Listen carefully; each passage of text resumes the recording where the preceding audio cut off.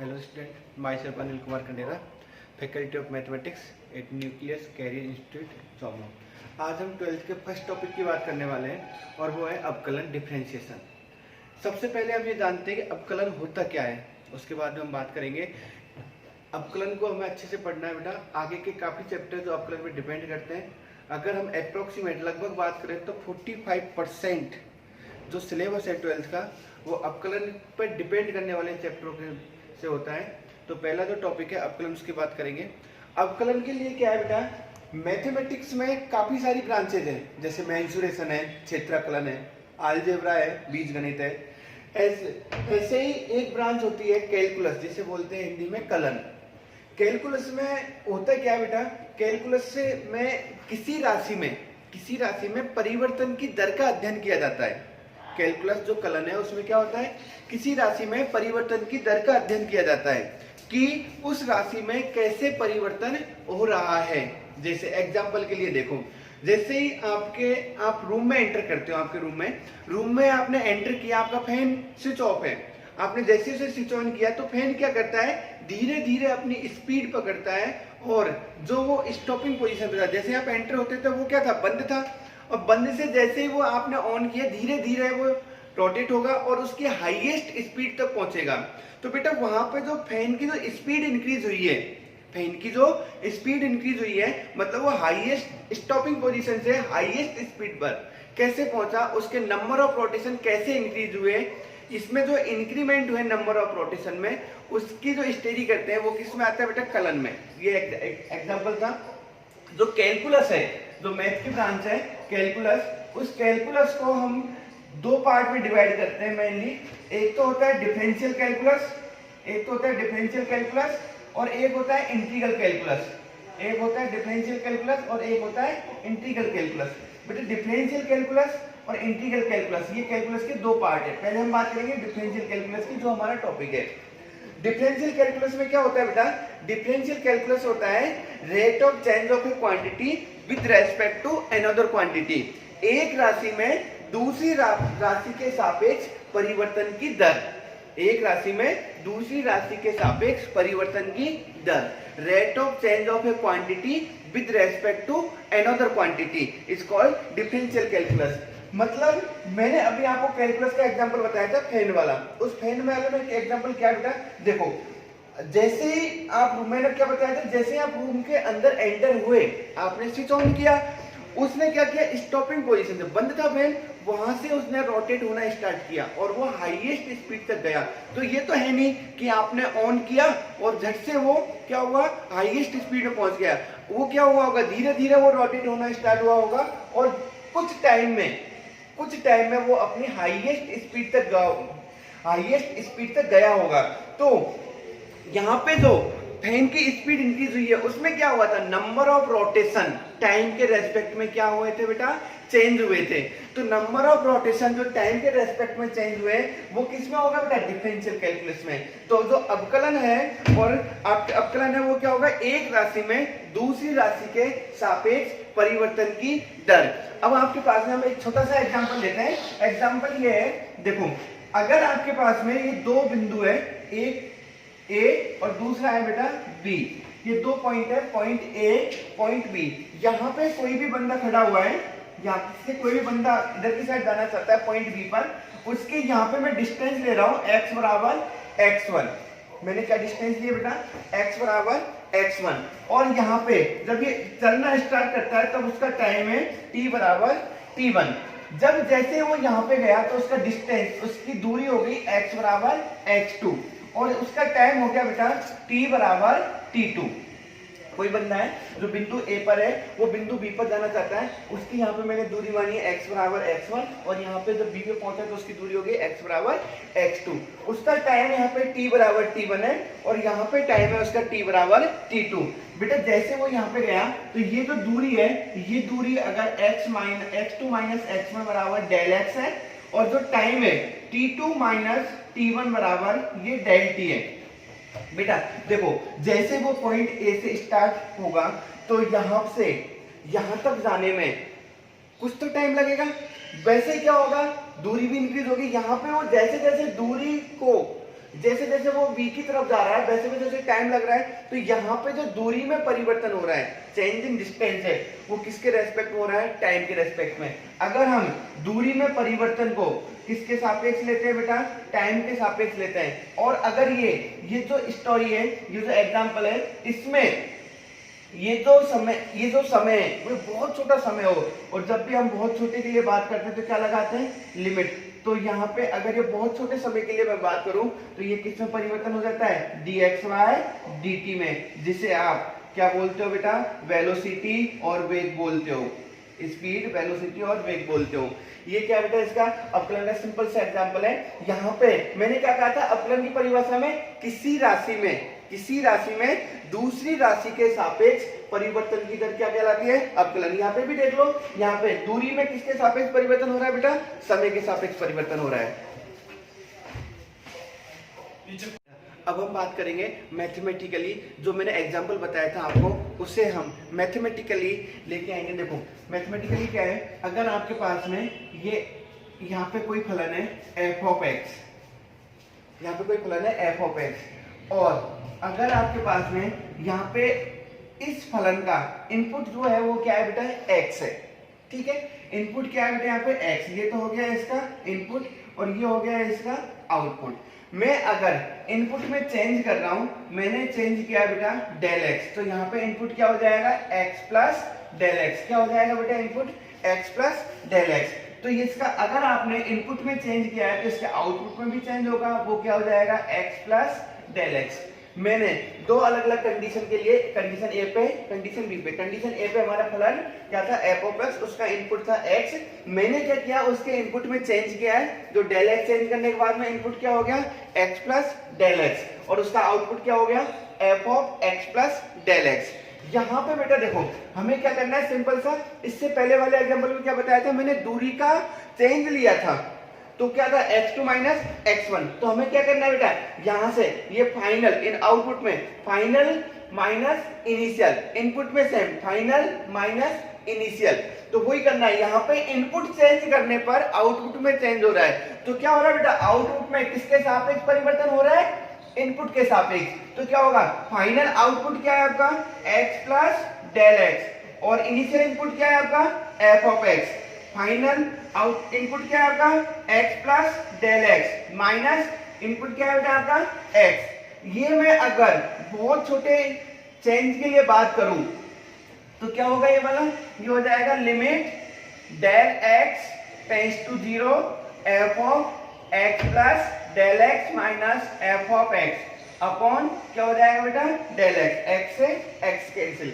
ये जो आया है आपका limit del x tends to 0 f of x plus del x minus f of x upon del x, ये जो है बेटा अपकलन का प्रथम सिद्धांत कहलाता है, फर्स्ट प्रिंसिपल ऑफ डिफरेंशिएशन। इससे हम जितने भी अपकलन के फॉर्मूले हैं, यहाँ से स्टार्ट होता है, जितने भी अपकलन के फॉर्मूले हैं वो सारे फॉर्मूले हम कैलकुलेट कर सकते हैं। ये आपका फर्स्ट प्रिंसिपल आ गया, इसी से हम अपकलन को स्टार्ट करते हैं।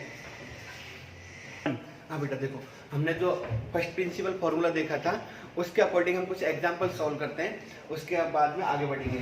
मैं एक एग्जांपल ले रहा हूँ, f of x equal to x, simple सा एग्जांपल है। f of x equal to x का फर्स्ट प्रिंसिपल से हमें अपकलन कैलकुलेट करना है, फर्स्ट प्रिंसिपल से अपकलन कैलकुलेट करना है इसका।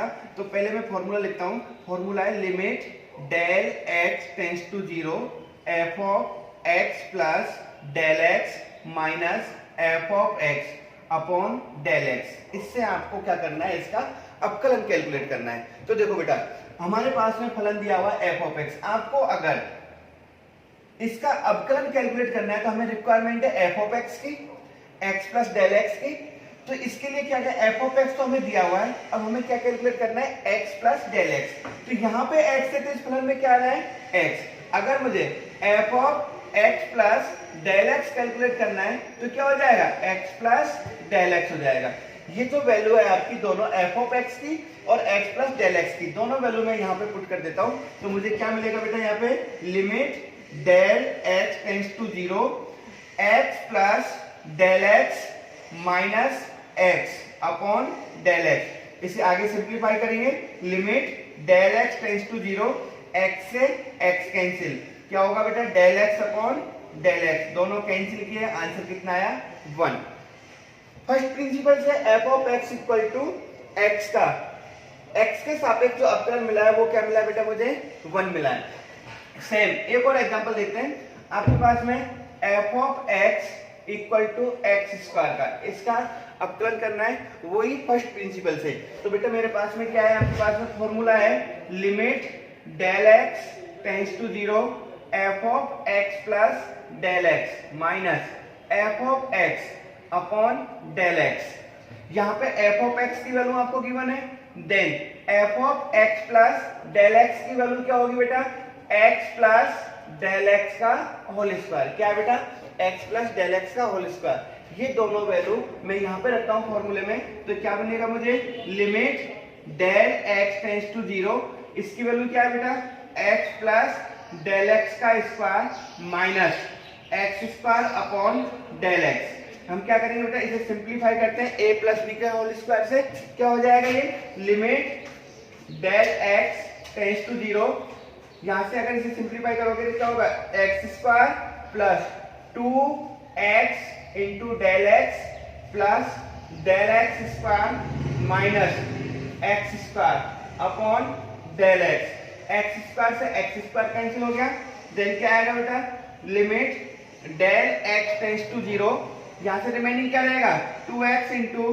Del X plus del X square upon del X. यहां से हमें क्या करना है बेटा, डेल एक्स कॉमन लेना है, तो डेल एक्स जो आप कॉमन लोगे उसके बाद में क्या रिमेनिंग रहेगा, del X into 2x plus del X upon del X. Del X से डेल एक्स कैंसिल हो गया, क्या रिमेनिंग रहेगा बेटा, यहाँ पे limit del X tends to 0 2x plus del X. ये लिमिट कैलकुलेट करनी है, लिमिट हमारे पास में अलजेब्रिक लिमिट है, तो हम क्या करते हैं, डायरेक्ट सबसे पहले क्या करते हैं, इसमें डायरेक्ट वैल्यू पुट करते हैं। तो डेल एक्स की वैल्यू पुट की आपने, ये 0 हो गया, रिमेनिंग क्या रहा बेटा आपने यहाँ पे 2x। तो इसका आंसर क्या आ गया, एक्स स्क्वायर का एक्स के सापेक्ष जो अपकलन आया वो कितना है बेटा, 2x, और एक्स का एक्स के सापेक्ष कितना है बेटा, 1।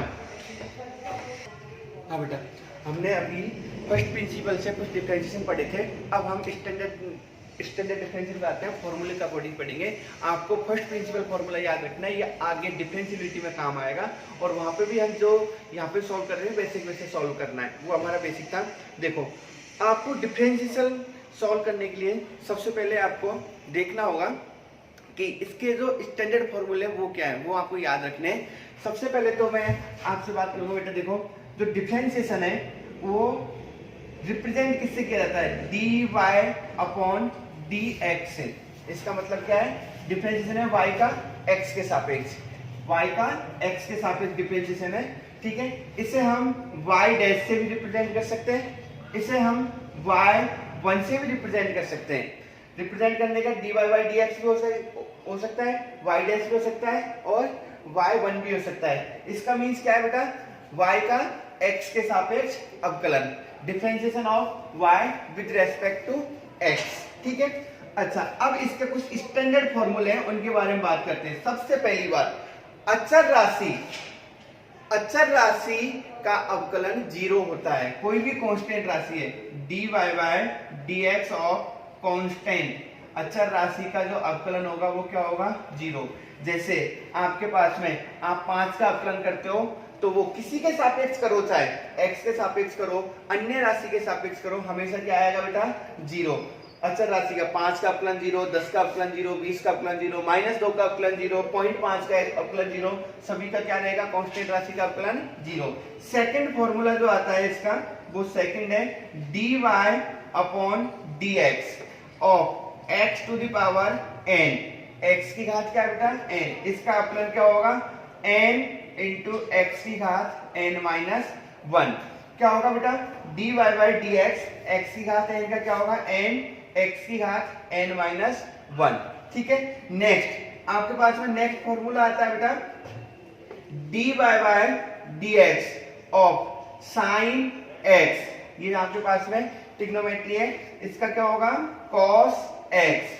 नेक्स्ट है dy by dx of cos x, क्या आएगा इसका, minus sine x।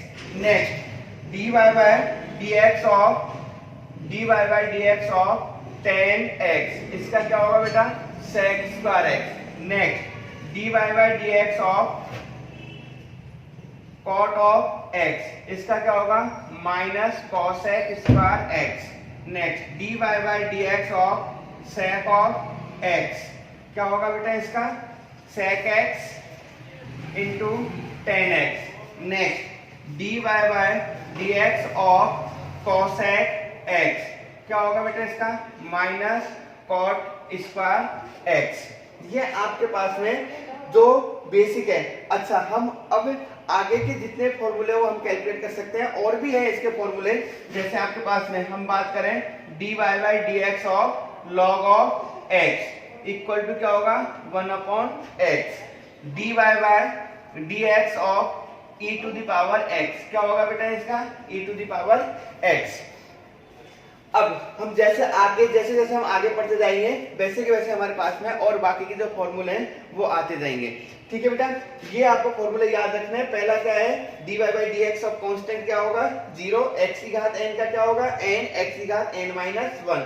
Sign x का क्या होगा cos x, cos x का क्या होगा minus sine x, tan x का sec square x, cot of x का minus cosec square x, sec x का sec x, tan x, cosec x का माइनस कॉट स्क्वायर एक्स, और log of x का होगा 1/x, और e to the power x का होगा e to the power x। यहाँ पे ध्यान रखना बेटा x की वैल्यू 0 नहीं होनी चाहिए।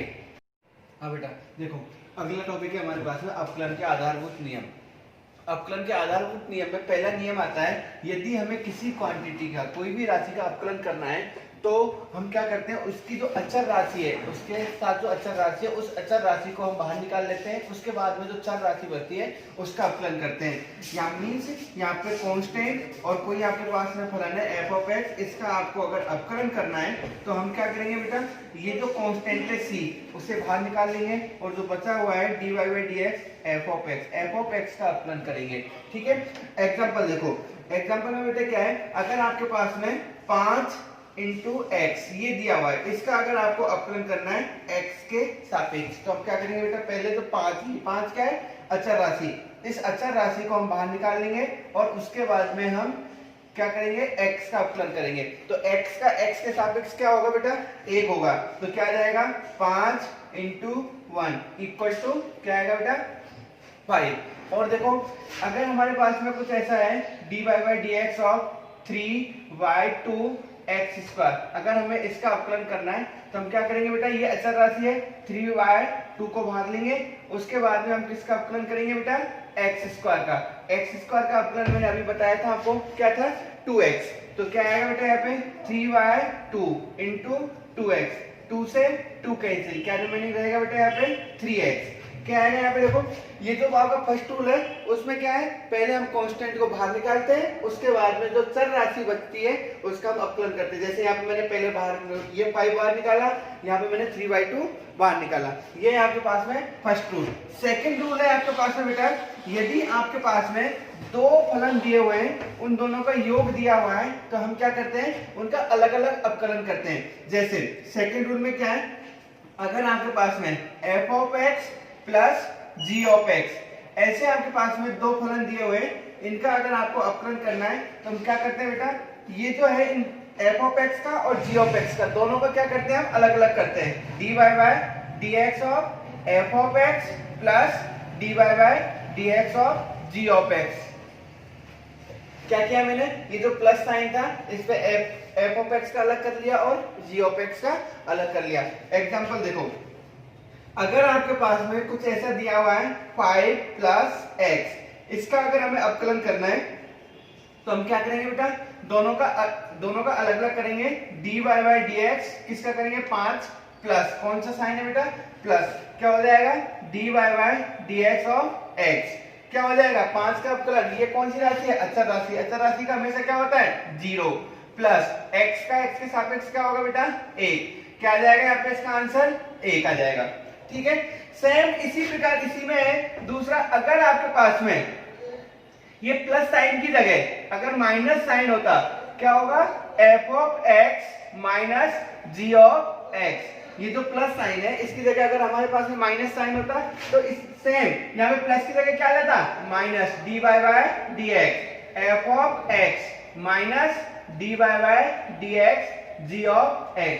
क्या होगा, अगर आपके पास में नेगेटिव साइन है तो एफ ऑफ एक्स का, ये जो साइन माइनस है फिर किसका होगा, जी ऑफ एक्स का। देखो बेटा इसका एग्जांपल देखते हैं। अगर आपके पास में dy बाय dx हमें अपकलन करना है x प्लस 3x², इसका अगर अपकलन करना है तो क्या होगा यहाँ पे बेटा, देखो dy बाय dx पहले किसका होगा, x का, प्लस dy बाय dx फिर किसका होगा बेटा, 3x²।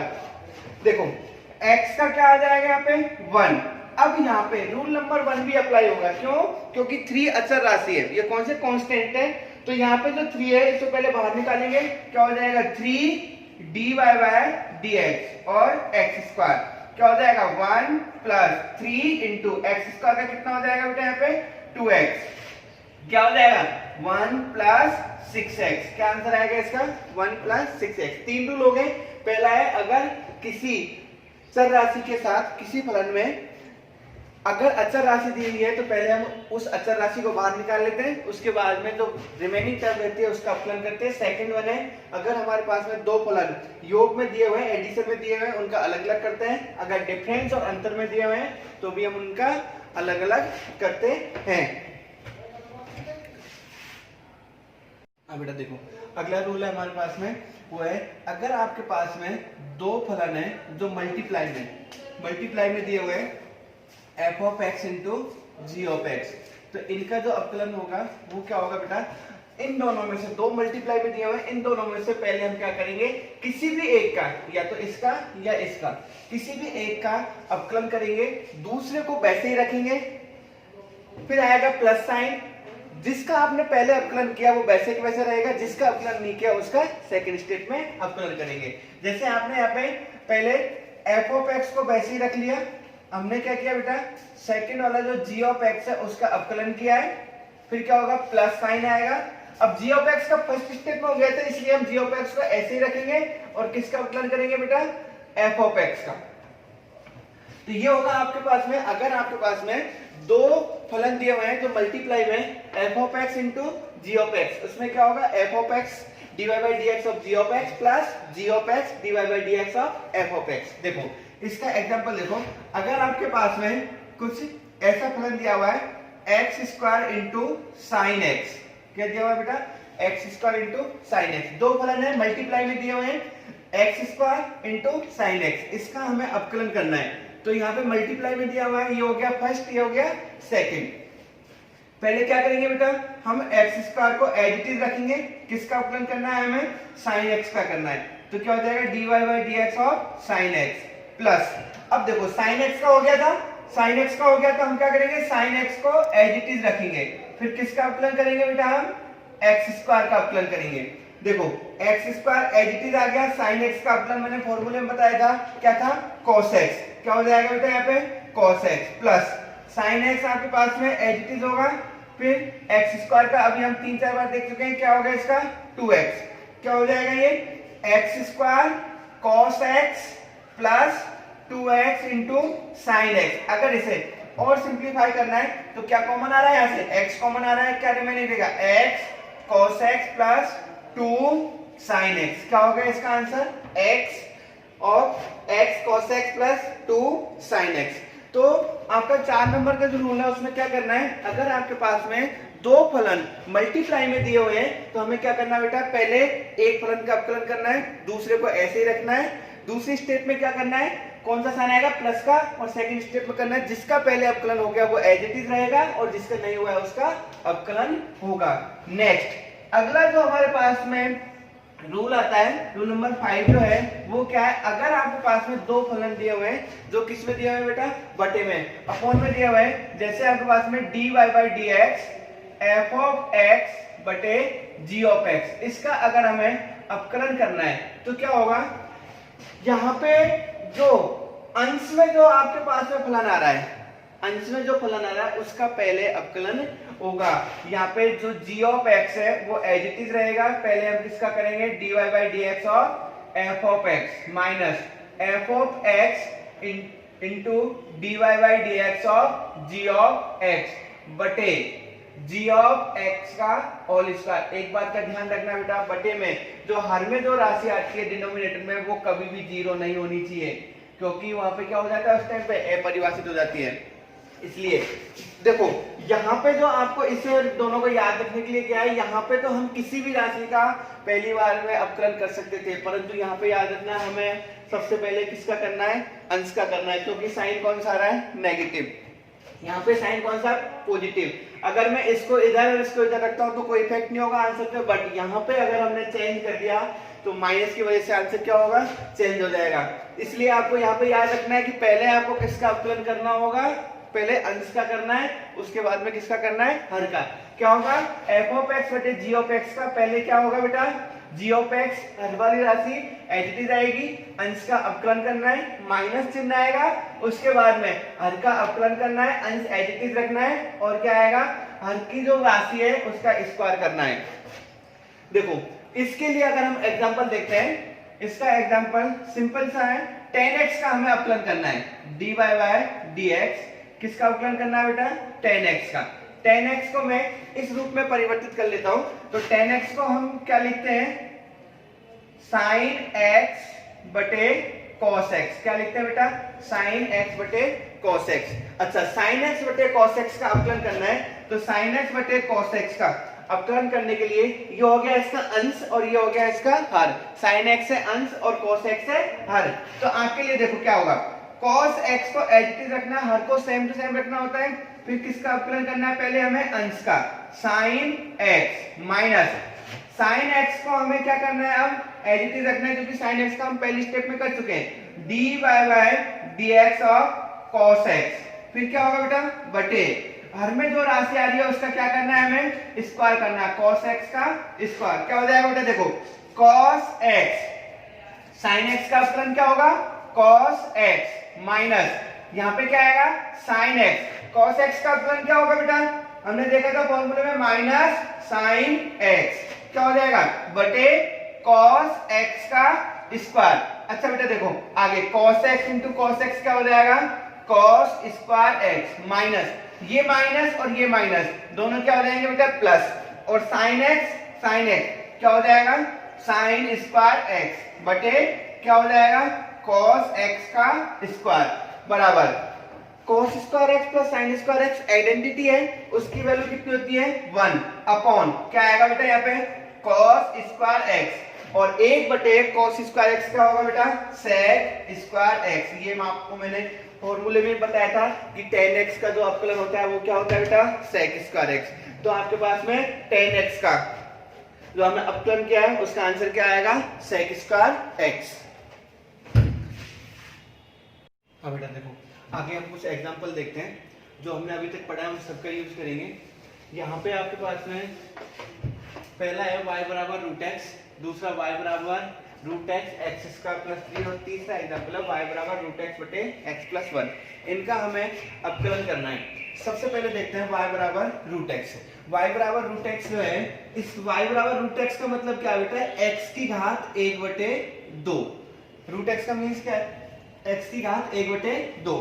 इसका अवकलन करना है, तो इसका अवकलन करने के लिए मैंने आपको एक फॉर्मूला बताया था, x की घात n का जो अवकलन होता है वो क्या होता है, n x की घात n माइनस 1। उसके अनुसार देखो हम यहाँ पे क्या करेंगे, इसका x के सापेक्ष अवकलन अगर करेंगे, इसका x के सापेक्ष अवकलन करने पर क्या होगा, dy अपॉन dx बराबर क्या होगा बेटा, जो फॉर्मूला है उस फॉर्मूले में क्या आता है, x की घात n में पहले क्या होता है, n बाहर आता है, फिर x की घात n माइनस 1। मैं आपको फॉर्मूला बता चुका हूं, इसका अवकलन करते हैं क्या होता है, पहले n बाहर आता है, x की घात n माइनस 1 होता है। तो उसी के अनुसार देखो क्या होगा, पहले 1 बटे 2 बाहर आएगा, फिर x की घात 1 बटे 2 माइनस 1 क्या हो जाएगा, 1 बटे 2 बाहर आ गया, फिर क्या होगा x 1 बटे 2 माइनस 1 क्या हो जाएगा, dy बटे dx बराबर 1 बटे 2, x की घात क्या बचेगा यहाँ पे, माइनस 1 बटे 2।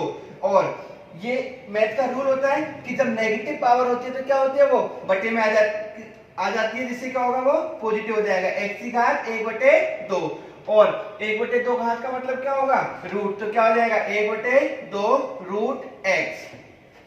तो हमारे पास में जो रूट एक्स था उसका अपकलन क्या हो जाएगा 1/2 रूट एक्स। ये आपको फॉर्मूला एज ए फॉर्मूला याद रखना है कि रूट एक्स का जो अपकलन होता है वो क्या होता है 1/2 रूट एक्स। क्या होगा बेटा 1/2 रूट एक्स। और देख लेते हैं इसमें एक और एग्जांपल, जैसे y इक्वल टू एक्स की घात 1/3 होता, जो आपके पास में ये घातें किस में आ रही है फ्रैक्शन में आ रही है 1/3 होते तो सेम इसके जैसे ही होता। देखो पहले क्या होता पावर बाहर आती, ये पावर आपके बाहर आ गई, फिर क्या रहेगा रिमेनिंग 1/3 माइनस 1, तो क्या हो जाएगा 1/3। यहाँ पे क्या रिमेनिंग रहेगा बेटा, यहाँ पे 1/3 में से -1 जाएगा तो क्या हो जाएगा x की पावर -2/3 और क्या हो जाएगा 1/3 x की घात 2/3। ये इसका आंसर होगा। आपको करना क्या है, जो x की घात n वाला जो फॉर्मूला है उसमें पहले आपकी पावर बाहर निकालनी है, फिर -1 कर देना है और उसे थोड़ा सा सिंप्लीफाई कर लेना है, क्योंकि हमें अवकलन का जो आंसर लिखना होता है वो स्टैंडर्ड फॉर्म में लिखना होता है, जिसे हम स्टैंडर्ड फॉर्म का मीन्स क्या है कि जितना हम सिंप्लीफाई कर सके उसे सबसे सरलतम रूप में व्यक्त कर सके वैसे व्यक्त करना होता है। जैसे यहाँ पे हम आंसर तो हमारा यहाँ पे खत्म हो गया, परंतु उसे क्या करना है हमें सरलतम रूप में व्यक्त करना है, इसलिए मैंने उसे इस रूप में चेंज किया है। यहाँ पे भी आंसर तो यहाँ तक अपकलन तो यहाँ तक खत्म हो गया, आपको सरलतम रूप में व्यक्त करना है, इसलिए मैंने यहाँ तक किया है। अच्छा नेक्स्ट एग्जाम्पल देखो बेटा, इसका क्या दिया हुआ है y equal to root x square plus 3 x के सापेक्ष अपकलन करना है इसका, तो क्या हो जाएगा dy अपॉन dx बराबर।